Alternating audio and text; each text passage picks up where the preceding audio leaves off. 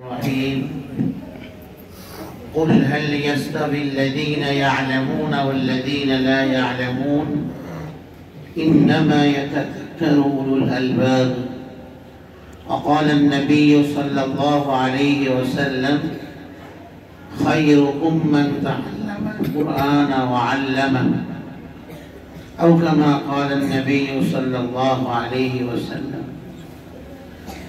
الحمد لله আল্লাহ রাব্বুল আলামিনের দরবারে অসংখ্য অগণিত শুকরিয়া এবং কৃতজ্ঞতা আদায় করছি যিনি আমাদেরকে আজকের মাদ্রাসাতুল শেখ ইলিয়াস রাহিমাহুল্লাহ এই প্রতিষ্ঠানের ছাত্রদের পুরস্কার বিতরণী অনুষ্ঠান এবং অভিভাবক সম্মেলন আল্লাহ রাব্বুল আলামিন আমাদেরকে এখানে উপস্থিত হওয়ার সমবেত হওয়ার তৌফিক দান করেছেন এবং আজকের এই মুবারক বরকতময় মজলিসে আমরা বসতে পেরেছি। আল্লাহ পাক আমাদেরকে আসার তৌফিক দান করেছেন। আল্লাহ রাব্বুল আলামিনের দরবারে শুকরিয়া আদায় করছি, আলহামদুলিল্লাহ। আসলে আমি একটু অসুস্থ, এশার নামাজের সময় আমি চিন্তা করতেছিলাম যে আসতে পারবো কিনা। তো প্রথমে আমি আপনাদের কাছে ক্ষমা চাই যে অসুস্থতার কারণে কথাবার্তাতে একটু অসুবিধা হচ্ছে। আল্লাহ পাক যেন আমাকে সুস্থতার নিয়ামত দান করেন, আমিন। আল্লাহ পাক যেন আপনাদেরকেও সুস্থতার সাথে নেক জীবনে অনেক দূর ঈমানি জীবনে অগ্রসর হওয়ার তৌফিক দান করেন, আমিন। এই মাদ্রাসাটি আমি আজকে এখানে প্রথম এসেছি। হযরত মাওলানা আব্দুল মান্নান সাহেব আমাদের মহব্বতের মানুষ, আমাদের ভাই, ওনার ঘাম ঝরানো এই প্রতিষ্ঠান আল্লাহ তাআলা ওনার সমস্ত চাই চেষ্টাকে কবুল করেন, আমিন। এবং এই প্রতিষ্ঠানটাকে অনেক বড় করার তৌফিক দান করেন, আমিন। এই প্রতিষ্ঠান খালেস দ্বীনি মাদ্রাসা, দ্বীনি প্রতিষ্ঠান। এটা জাগতিক কোনো প্রতিষ্ঠান নয়। এই প্রতিষ্ঠানের ভিত্তি হচ্ছে তাকওয়ার উপরে। আফামান আসসাসা বুনিয়ানাহু আলা তাকওয়া মিনাল্লাহি ওয়া রিদওয়ান। যে প্রতিষ্ঠান আল্লাহ ভীতি, তাকওয়া, আল্লাহর সন্তুষ্টির উপরে যার পরাবর্তন হয়, এই প্রতিষ্ঠানগুলোর সাথে আল্লাহ রাব্বুল আলামিন আমাদেরকে থাকতে বলেছেন। রাসূল কারীম সাল্লাল্লাহু আলাইহি ওয়াসাল্লাম মদিনা মুনাওয়ারাতে মুনাফিকদের এক দল একটা মসজিদ বানিয়েছিল। তো সেই ইতিহাস আমাদের অনেকে জানা আছে। মসজিদে দিরারটার নাম ছিল। ইসলাম মুসলমানদের নবীর বিরুদ্ধে যত ধরনের ষড়যন্ত্র সব ওখানে হতো এবং তারা এমন ছক এঁকেছিল রাসূল কারীম সাল্লাল্লাহু আলাইহি ওয়াসাল্লামকে তাবুক যুদ্ধ থেকে আসার পথে তাদের সেখানে নিয়ে নামাজ পড়ানোর কথা বলে নিয়ে হত্যা করবে। আল্লাহ রাব্বুল আলামিন ওয়াহির মাধ্যমে আগে জানিয়ে দিয়েছেন এবং রাসূল কারীম সাল্লাল্লাহু আলাইহি ওয়াসাল্লামকে আল্লাহ বলেছেন লা তাকুম ফীহি আবাদা, খবরদার কখনোই সেখানে আপনি এক মুহূর্তের জন্য দাঁড়াবেন না। ওটা আসলে মসজিদ নয়, ইসলাম নিধনের বড় একটা ষড়যন্ত্র, একটা জায়গা, কেন্দ্র, ইসলামকে নির্মূল করার জন্য। আর ইসলামকে সারা পৃথিবীতে তার অস্তিত্বকে টিকিয়ে রাখার জন্যই এই মাদ্রাসাগুলো, এই প্রতিষ্ঠানগুলো। পৃথিবীতে দুটি খুঁটি আছে। একটা খুঁটি হচ্ছে ঠিক পৃথিবীর মধ্যখানে অবস্থিত। এই খুঁটি যতদিন থাকবে পৃথিবীর অস্তিত্ব বাকি থাকবে। এই খুঁটিটা হচ্ছে বাইতুল্লাহ শরীফ, খানায়ে কাবা, কাবার ঘর।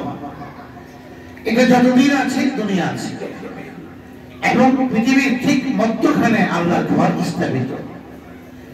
এটা হচ্ছে একটা খুঁটি যে এই দুনিয়ার জগৎকে টিকিয়ে রেখেছে। যেদিন বাইতুল্লাহ ধ্বংস হবে, কিয়ামত হবে। আরেকটা খুঁটি আছে পৃথিবীতে, যা এই পৃথিবীর অস্তিত্বকে, পৃথিবীর মানুষগুলোকে এখনো বাঁচিয়ে রেখেছে। সেই অস্তিত্বটা হচ্ছে কোরআনে কারীম। কোরআনে কারীম হচ্ছে আরেকটা খুঁটি। এই খুঁটি যতদিন থাকবে পৃথিবীতে ততদিন পৃথিবীতে কিয়ামত হবে। আর এই যে খুঁটিটা কোরআনে কারীম, এই খুঁটিটাকে সযত্নে লালন করা হয় যে সমস্ত জায়গাগুলোতে, ওটাকেই বলা হয় মাদ্রাসা। বিশেষ করে কওম মাদ্রাসা, যেখানে কোরআন এবং সুন্নাহ সঠিক শিক্ষাটা সেখানে আল্লাহর বান্দাদেরকে, তালিবুল ইলমদেরকে তাদের শিক্ষকরা দান করে যায়। এই মাদ্রাসাগুলো যতদিন থাকবে পৃথিবীর অস্তিত্ব বাকি থাকবে। কোরআনের শিক্ষা নাই, পৃথিবীর অস্তিত্ব বাকি থাকবে না, পৃথিবী ধ্বংস হয়ে যাবে। হাদিসে আসছে, আল্লাহর নবী বলছেন, ইন্নাল্লাহা লা ইয়াকবিদুল ইলমা ইনতিসাআন, ইলমকে আল্লাহ উঠিয়ে দিবেন না, কিন্তু আল্লাহ পাক আলেমদেরকে উঠিয়ে দিবেন। তো আলেম থেকে উঠিয়ে নিলে এরপরে কি হবে মানুষের অবস্থা? যে আলেম না থাকে, পৃথিবী যদি আলেম শূন্য হয়, তাহলে ইত্তাখাযান নাস রুসান জুহালা, মানুষ অজ্ঞ লোকের কাছে যাবে দিন শেখার জন্য, দিন শিখতে, দিনের বিষয়ে জানার জন্য অজ্ঞ লোকদের কাছে যাবে। ফলে সে নিজে তো অজ্ঞ, জানে না, কিন্তু নিজের সম্মান টিকানোর জন্য সে মানুষকে ভুলভাল ফতোয়া দেবে, ভুলভাল মাসলা দেবে। সে ফলে নিজেও গোমরা, আরেকজনকে পথভ্রষ্ট করবে। আলেমের অস্তিত্ব কত জরুরি। আমার দ্বীন, আমার ঈমান, আমার ইসলাম, যা আমার জীবনের সবচেয়ে বড় সম্পদ। এই ঈমান আল্লাহ আমাদেরকে দিয়েছেন। আমরা কিন্তু আল্লাহর কাছে অ্যাপ্লিকেশন করি নাই যে আল্লাহ আপনি আমাকে মুসলমানের ঘরে পাঠাইন, বলিনি। কিন্তু আল্লাহ দয়া করে আমাদেরকে ঈমান দিয়েছেন। আমাদের জীবনের সবচেয়ে দামি সম্পদ যদি প্রশ্ন হয় কোনটা, তো এর জবাব হবে আমাদের জীবনের সবচেয়ে দামি সম্পদ আমার ঈমান, আমার দ্বীন, আমার ইসলাম। এটা সঠিক চর্চা, এটা যদি আলেম না থাকে আমি চর্চা করতে পারবো না। কারণ নবীদের আগমনের ধারা শেষ, আমাদের নবী সর্বশেষ নবী, ঠিক না? তারপরে আর কোন নবী পৃথিবীতে আসে নাই, আসবেও না কিয়ামত পর্যন্ত। কারণ আমাদের নবী সার্বজনীন নবী কিয়ামত পর্যন্ত, এবং আমাদের নবীর মাধ্যমে আল্লাহ তাআলা দ্বীনের যে প্রয়োজন ছিল ইসলামের, সেটাকে পরিপূর্ণ করে দিয়েছেন। এই জন্য এখন ইসলামে যেটা আছে ওটাকে বের করার সুযোগ নেই, যেটা ইসলামের ছিল না ওটাকে ইসলামে ঢোকানোর সুযোগ নেই আমাদের। কারণ আল্লাহ স্পষ্ট কোরআনে কারিমে বলছেন, আল-ইয়াউমা আকমালতু লাকুম দীনাকুম, দ্বীন পরিপূর্ণ হয়ে গেছে। দ্বীন যখন পরিপূর্ণ, নবী আসার প্রয়োজন শেষ। কারণ নবী দুনিয়াতে আল্লাহ পাক পাঠাইতেনই দ্বীনের প্রয়োজন। দ্বীন যখন পরিপূর্ণ হয়ে গেছে, এখন আর নবীর প্রয়োজন নাই। তাই আমাদের নবীর মাধ্যমেই নবুয়তের সিলসিলা হয়ে গেছে। নবীর উপস্থিতিতে উলামায়ে কেরাম যা নবীর ওয়ারিস হবে, নবীর প্রতিনিধিত্বশীল হবেন, তারা নবীর যে দায়িত্ব, নবীর যে কাজ, নবীর যে ইলম, নবীরা দুনিয়াতে সম্পদ রেখে যায় না। আমরা দুনিয়াতে সম্পদ রেখে যাই, নবীরা সম্পদ রেখে যান, নবীরা ইলম রেখে যান, ইলমের মিরাস। উম্মতের আলেমরা হচ্ছে ওই মিরাস, ওই আলেম, তিনি হচ্ছেন নবীর ওই ইলমের ওয়ারিস। আলেমরা সেই মিরাস সম্পদ থেকে ইলমকে পৃথিবীর মানুষের মাঝে বিতরণ করবেন। বিতরণের জন্য একটা সুশৃঙ্খল নিয়ম নীতির প্রয়োজন হয়। এই জন্য এই মাদ্রাসাগুলো, যেখানে সুশৃঙ্খল ভাবে নবীর ইলমের বিতরণ হয়, এর বিতরণ স্থল। এক শ্রেণী বিতরণ করে, এদেরকে শিক্ষক করে আলেম, আরেক শ্রেণী এরা গ্রহণ করে, এদেরকে বলা হয় তালিবুল ইলম। তালিবুল ইলম, এদের কত মর্যাদা, অনেক মর্যাদা এদের। হাদিসে পাকের মধ্যে আল্লাহর নবী বলেন যে পৃথিবীতে সবচেয়ে শ্রেষ্ঠ, সবচেয়ে দামি দুই শ্রেণীর মানুষ, সবচেয়ে দামি, এদের চেয়ে দামি আর কেউ নেই পৃথিবীতে, সবচেয়ে দামি। এবং এই কথা আমি বলতেছি না, এই কথা আল্লাহর নবী বলে গেছেন, আল্লাহর নবী বলছেন। তো আল্লাহর নবীর কথা এটা ঠিক পরিমাণ দামি কথা যে আল্লাহর নবী নিজে বলছেন যে পৃথিবীতে দুটি শ্রেণী সবচেয়ে সম্মানিত এবং শ্রেষ্ঠ। দুনিয়ার মানুষ তাদেরকে মর্যাদা দেখ না দেখ, এতে কোনো তাদের যায় আসে না। আল্লাহর নবীর ভাষ্য মতে তারা আল্লাহর কাছে শ্রেষ্ঠ মানুষ। এদের একজন হচ্ছে যারা কোরআনের শিক্ষক, আর দ্বিতীয় হচ্ছে যারা কোরআনের শিক্ষার্থী। পাঁচ বলে আমাদের মাদ্রাসাগুলোর মধ্যে কোরআন হাদিসের শিক্ষা হয়, একদল শিক্ষা দেন এরা কোরআনের শিক্ষক, আরেক দল শিক্ষা গ্রহণ করে, এরা কোরআনের শিক্ষার্থী, তাকে বলে দেন। এই দুই শ্রেণী পৃথিবীর বুকে সবচেয়ে শ্রেষ্ঠ। এদের অস্তিত্ব যতদিন আসে পৃথিবী ঠিক থাকবে। এদের কারণে আযাব মুসিবত দূর হয়। এই যে ছোট্ট ছোট্ট ছেলেগুলো কোরআনে কারীম নিল, আমার বড়ই মানে এত খুশি লাগলো, কিন্তু পড়তে পারলাম না বলার কারণে। এই ছেলেগুলো কোরআনে কারীম নিল, আজকে সবচেয়ে দামি সম্পদ সে হাত দিয়ে ফেলল। সবচেয়ে দামি সম্পদ তার হাত স্পর্শিত হয়েছে। কারণ আল্লাহ পাক কোরআনে বলছেন, যাকে আল্লাহ কোরআন দিলেন, এই কোরআন পেয়ে তার খুশি হয়ে যাওয়া উচিত, খুশি হয়ে যাওয়া উচিত। এবং কোরআন যাকে দিয়েছেন, এটা তার নিজের যোগ্যতাতে সে পায়নি। কুল বিফাদলিল্লাহ, এটা আল্লাহর অনুগ্রহ তার প্রতি, যে আল্লাহর কোরআনটা আল্লাহ তাকে পড়ার মতো যোগ্যতা দিয়েছেন, এটা আল্লাহর অনুগ্রহ। এবং সে যে কোরআন পড়তে পারবে, এটাও তার প্রতি আল্লাহর দয়া।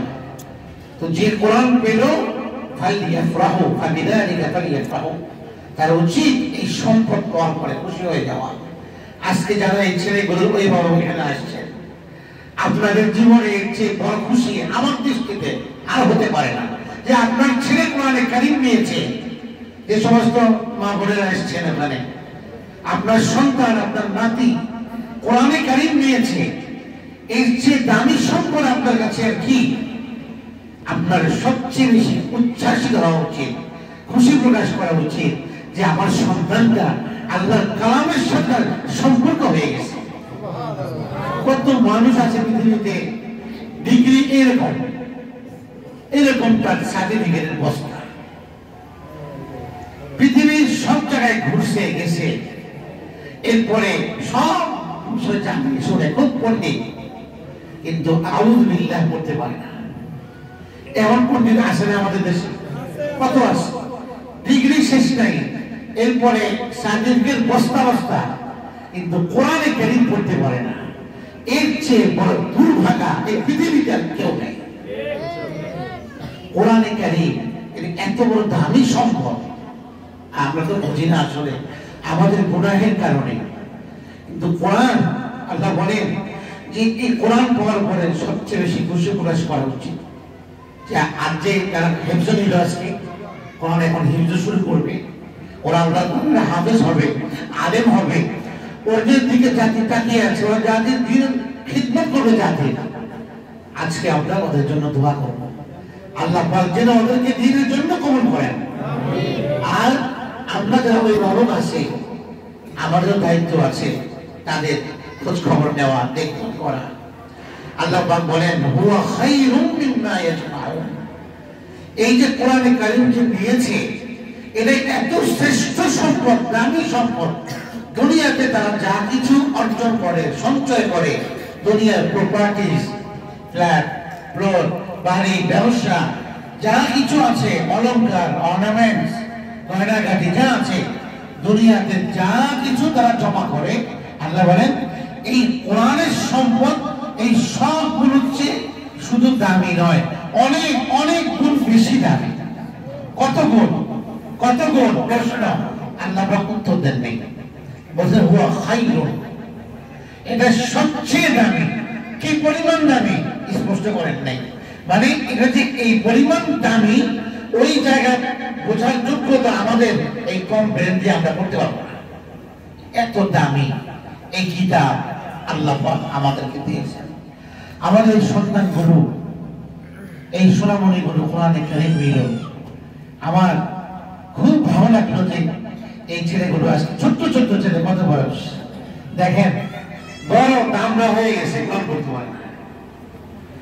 কলেজ ভার্সিটিতে পড়ে, কোরআনে কারীমের বিসমিল্লাহ রাসূলিল্লাহ, আর তার সামনে আপনি ছোট্ট বাচ্চাকে দাঁড় করেন যে আল্লাহর কালাম তার ভিতরে। এটা ওই ভারতদের মনে করা উচিত, আল্লাহ পাক আমাকে অনেক বড় একটা নিয়ামত দান করছে, এই নিয়ামতের শুকরিয়া আদায় করা উচিত। এই জন্য যাদের সন্তান রাষ্ট্রে কোরআনে কারীম নিয়েছে, আপনারা খুশি না? অনেক বেশি খুশি প্রকাশ করতে হবে। আর নিয়ামত পাওয়ার পরে কর্তব্য হলো শুকরিয়া আদায় করা। শুকরিয়া কি? শুকরিয়া দুই ধরনের। একটা তো মৌখিক করে আপনি আলহামদুলিল্লাহ বললেন, আল্লাহ শুকরিয়া আদায় করলেন। আরেকটা আছে কার্যত শুকরিয়া। কার্যত শুকরিয়া হলো এই সন্তানকে কোরআনের আলেম হাফেজ বানানোর পিছনে আপনার সব মেহনতকে আপনি ব্যয় করবেন, এবং এই সন্তান যেখানে আসে এই প্রতিষ্ঠানটার সাথে আপনি নিজেকে জড়িয়ে রাখবেন। এটা আমাদের মুসলমানদের দায়িত্ব। এই মাদ্রাসাগুলোর সাথে আমাদের নিজেকে ওতপ্রোতভাবে জড়িয়ে রাখা, আমার কল্যাণে, আমার নাজাতের স্বার্থেই এই প্রতিষ্ঠানের সাথে আমি নিজেকে জড়িয়ে রাখি। অনেক সময় অনেক মানুষ যারা ইসলাম বিদ্বেষী, ওরা আমাদের এই মাদ্রাসাগুলোর ব্যাপারে বিদ্বেষ ছড়ায়, এবং অনেক সময় এরকম মানুষও আসে বলে যে আমরা টাকা পয়সা দিব না। তো টাকা পয়সা তুমি না দিলে কি মাদ্রাসা চলবে না? কারোর টাকাতে মাদ্রাসা চলে না। কেউ যদি কারোর টাকায় যদি মাদ্রাসা আসে, তার মনে করতে হবে আল্লাহ পাক আমার টাকাটা কবুল করছে, এই জন্যই ভালো কাজে ব্যয় হবে। না হলে কেউ চাইলে একটা আগে সে ভালো কাজে লাগাই দিই, আল্লাহ বঞ্চিত অধিক না দেন। এই জন্য আমি দেই না দিই, এই প্রতিষ্ঠান চলবে, আল্লাহ পাক চালাবেন। কারণ এই মাদারিসের কওমিয়ার ইতিহাসই হলো তাওয়াক্কুল আলাল্লাহর উপরে এই প্রতিষ্ঠানগুলো চলে। আল্লাহর ভরসা, মাইয়া তাওয়াক্কাল আলাল্লাহ ফাহুয়া হাসবু, যে আল্লাহর উপর তাওয়াক্কুল করবে আল্লাহই তার জন্য যথেষ্ট, আল্লাহই যথেষ্ট। এটা ইয়াকিন থাকে এই মাদ্রাসাওয়ালাদের, যে কারণে চাল নাই ডাল নাই হঠাৎ করে কিভাবে বোর্ডিং চলবে, কোন জায়গা থেকে আল্লাহর এক বান্দা কিভাবে আসলো, চাল একটা পাঠিয়ে দিয়েছে, কোথেকে আসলো? রব্বুল আলামিন পাঠিয়েছে। এই যে মেহমান তাহলে বলেন আল্লাহর কোরআনের শিক্ষার্থী, এরা অনেক দামি, এদের পায়ের নিচে ফেরেশতারা পর বিছায়, এরা কি পরিমাণ সম্মান আপনি চিন্তা করতে পারবেন না। এদের সম্মান করতে হবে, এদের পায়ের নিচে ফেরেশতারা যদি পর বিছায় দেয়, এদের সম্মানার্থে। এবং হাদিসে আসছে যে গর্তের পিঁপড়া পর্যন্ত দোয়া করে, আল্লাহ এই কোরআনের শিক্ষককে আপনি সঠিক পথে রাখেন, আল্লাহ এই কোরআনের শিক্ষককে আপনি মাফ করেন, সে অনেক মেহনত করে ছাত্রদের পিছনে, আল্লাহ ভুলভ্রান্তি হতে পারে জানতে অজান্তে, আল্লাহ আপনি মাফ করে দেন। পিঁপড়া পর্যন্ত দোয়া করে যার জন্য, তাহলে তার মর্যাদা কতটুকু? পিঁপড়া তো অন্য মার্জিনদের পরে তার তো দোয়া করে না, মাফ করার কামনা করে না, কোরআনের শিক্ষার্থীর জন্য দোয়া করে। এই জন্য কোরআন সবচেয়ে দামি সম্পদ আল্লাহ পাক যাদেরকে দিয়েছেন, এটাকে অনেক বড় সম্পদ মনে করা যায়, এর চেয়ে বড় সম্পদ নাই। এই কোরআন সাহাবায়ে কেরাম কোরআনকে সিনায় আইছেন, সাহাবায়ে কেরামের জীবন পাল্টে গেছে। কোরআনের সাথে আমাকে সম্পৃক্ত হতে হবে, যে আমার সন্তান কোরআন পড়বেই, আমিও যেন কোরআন পড়তে পারি। আজকে আমরা কোরআনে কারীম হচ্ছে আল্লাহ পাকের পক্ষ থেকে একটা মানবতার নামে পয়গাম। এটা হেদায়েত গ্রন্থ, এটা ইবাদত গ্রন্থ না, যে আপনি শুধু কোরআনে কারীম ইবাদতে পড়বেন এতটুকু না, বরং একজন মানুষের ভূমিষ্ঠ হওয়া থেকে, জন্মলগ্ন থেকে মৃত্যু পর্যন্ত তার পুরো জীবনের সমস্ত দিক নির্দেশনা আল্লাহ পাক এই কোরআনে কারীমে দিয়ে দিয়েছেন।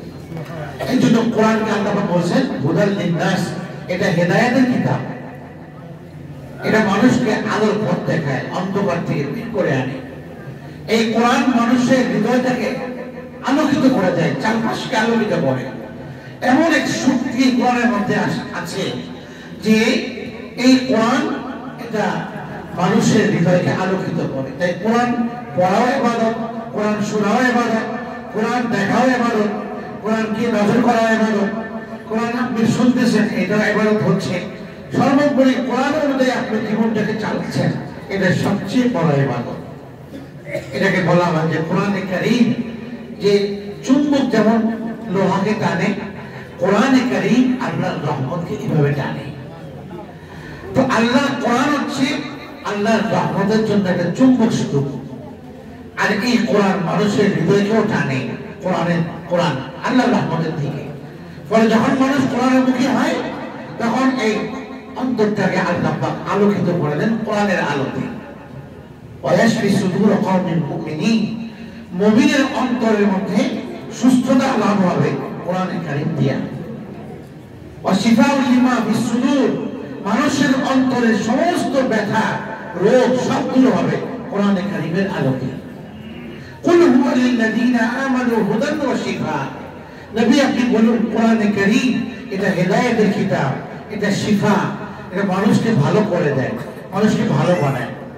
কোরআনের যে স্বাদ, এই স্বাদ সম্পর্কে আজকে আমরা অজ্ঞ। তোমার একজন ব্যক্তির ঠান্ডা লাগছে, সর্দি কাশি, তার সামনে যদি আপনি আতর নিয়ে দেন, আতর অনেক দামি হলেও সে আতরের ঘ্রাণ পাবে না। কেন? তার ঠান্ডা লাগছে। তো সে আতরের স্বাদ থেকে অজ্ঞ, কারণ পাচ্ছে না, ঠান্ডা লাগছে। ঠিক যে ব্যক্তি গুনাহগার, যার ভেতরে গুনাহ দিয়ে ভরা, গুনাহের ময়লায় কলুষিত অন্তরওয়ালা, কোরআনের স্বাদ জীবনেও পাবে না। সে কোরআনের স্বাদ থেকে অজ্ঞ থাকবে। তাহলে কোরআনের স্বাদ পাওয়ার জন্য কি করতে হবে? গুনাহ ছাড়তে হবে। লা ইয়ামাসসুহু ইল্লাল মুতাহহারুন, গুনাহ ছাড়তে হবে। তাহলে বললেন ভাইয়েরা, তোমরা যা কোরআন কারীম নিয়েছ, যদি গুনাহ করো, তুমি কোরআন কারীম আল্লাহ পাক তোমাকে দান করবেন না। এই জন্য তোমার নিজেকে গুনাহ থেকে বাঁচাতে হবে, পবিত্র রাখতে হবে, আদবের সাথে থাকতে হবে, কোরআনকে আদব দেখাইতে হবে, মহব্বত করতে হবে। আমাদের একজন বুজুর্গ ছিলেন হযরত মাওলানা ইউসুফ লুধিয়ানবী রাহমাতুল্লাহ আলাইহি, পাকিস্তানে। উনি বলতেন যে কোরআনে কারীমকে চোখে মুখে লাগান, চোখে লাগান, মহব্বত করেন, ভক্তি করেন। কোরআনে কারীমকে চোখে লাগাইলে কোরআনে চোখের মধ্যে জ্যোতি বাড়বে, আলো বাড়বে। এই কথা বলতেন। সাহাবায়ে কেরাম সারা রাত কোরআন পড়তেন। রাত ছোট হয়ে যেত, তাদের অভিযোগ ছিল, আল্লাহ আপনার রাতটা ছোট, কোরআন শেষই করতে পারলাম না, 2 রাকাত মাত্র শুরু করলাম, ষোলো সাদিক হয়ে গেছে। তাদের কাছে রাতের অভিযোগ ছিল রাত ছোট হওয়ার। আর আমরা কত বড় রাত পাচ্ছি, 2 রাকাত তাহাজ্জুদও পড়ি না, কোরআনে কারীমটাও পড়ি না। কিন্তু সাহাবায়ে কেরাম, হযরত সাইয়্যিদা ফাতিমা জাহরা নামাজে দাঁড়িয়েছেন, 2 রাকাতে পুরো কোরআনে কারীম খতম করেছেন, তাহাজ্জুদে ষোলো সাদিক হয়ে গেছে। আপনার কাছে বলতেছেন যে আল্লাহ তোমার রাত এত ছোট, মাত্র 2 রাকাত না পড়লাম, এখনো শুরুই করলাম না, রাত শেষ। আল্লাহর সাথে কানেকশন কেমন ছিল?